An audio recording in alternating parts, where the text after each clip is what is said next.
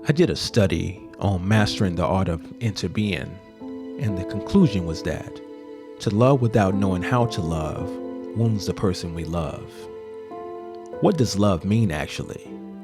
The framework has been examined in many forms. However, anyone who has ever taken this wholehearted leap of faith knows that love remains a mystery, perhaps the mystery of the human experience. Learning to meet this mystery with the full realness of our being, to show up for it with absolute clarity of intention, is the dance of life. When our hearts are small, our understanding and compassion is limited, so we suffer.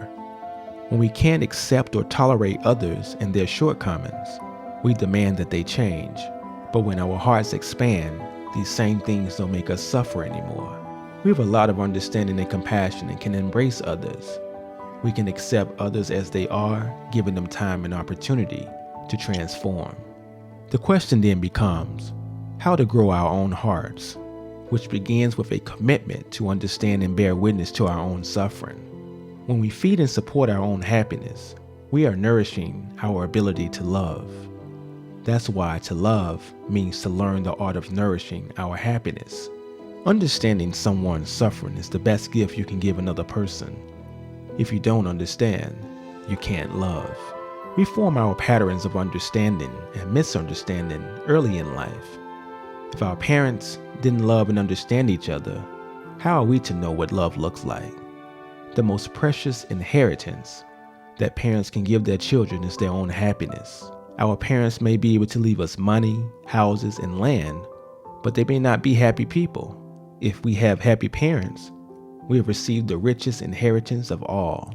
Often, we get crushes on others not because we truly love and understand them, but to distract ourselves from our own suffering.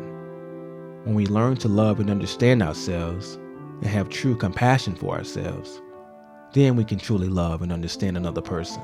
Sometimes we feel empty.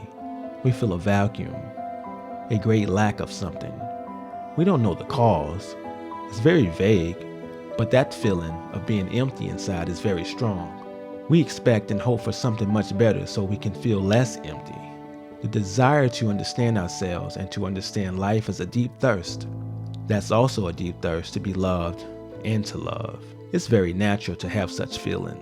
However, because we feel empty, we try and find an object of our love.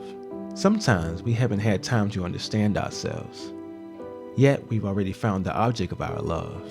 When we realize that all our hopes and expectations, of course, can't be fulfilled by that person, we continue to feel empty. You want to find something, but you don't know what to search for.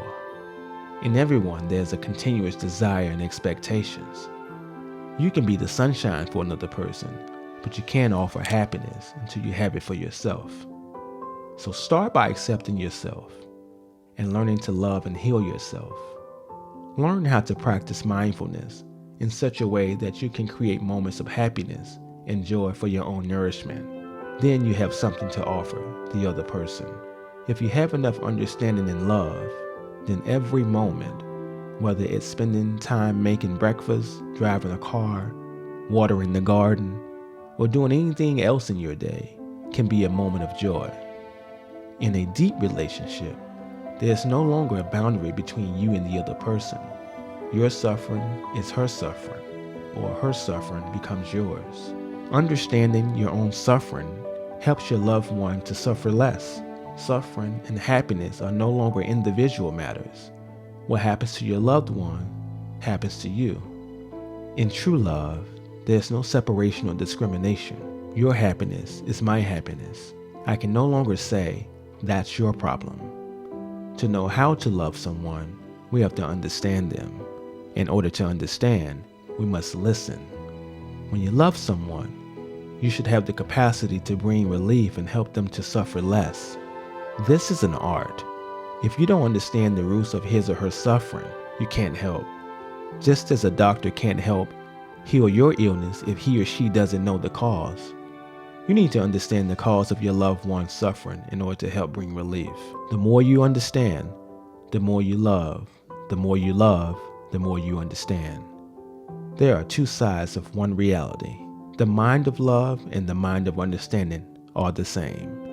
Zen teacher Suzuki stated, "The ego shell in which we live is the hardest thing to outgrow." Often, when we say, "I love you," we focus mostly on the ideal of I, who is doing the loving, and less on the quality of love that's being offered. This is because we are caught by the ideal of self. We think we have a self, but there is no such thing as an individual separate self. A flower is made only of non-flower elements, such as chlorophyll, sunlight, and water. If we were to remove all the non-flower elements from the flower, there would be no flower. A flower cannot be by herself alone. A flower can only interbe with all of us. Humans are like this too. We can't exist by ourselves alone. We can only interbe. I am made only of non-me elements, such as earth, the sun, parents, and ancestors. In a relationship, if you can see the nature of interbeing between you and the other person, you can see that his or her suffering is your own suffering, and your happiness is his or her own happiness. With this way of seeing, you speak and act differently. This in itself is how to love.